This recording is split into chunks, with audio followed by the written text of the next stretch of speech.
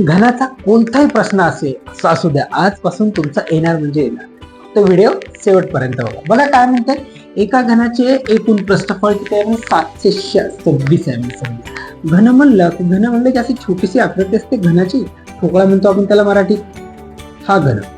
मग काय म्हणते, घनाचे एकूण पृष्ठफळ म्हणलं की असते 6 बाजूचा वर्ग. हे राहते घनाचे एकूण पृष्ठफळाचे सूत्र.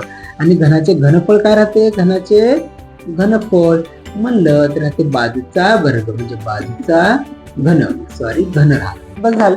मग आता काय म्हणते, तुम्हाला पृष्ठफळ दिले एकूण 726 म्हणजे 6a चा वर्ग. हे कशाचं सूत्र आहे? घनाचे एकूण पृष्ठफळ. आणि त्यानं तुम्हाला घनाचे एकूण पृष्ठफळ किती आहे म्हणले? 726 आहे म्हणले. म्हणजे एवढ्याची किंमत किती आहे? 726 आहे.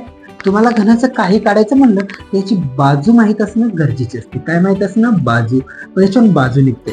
काय निघल? बाजू म्हणजे ए निघल. याच्यावरून किती होईल? 6 न गुणाकारात इकडे भागाकारात. 6 6 एक उरला, 6 2 12 आणि 6 6 म्हणजे 1 चा वर्ग बरोबर 121 आला.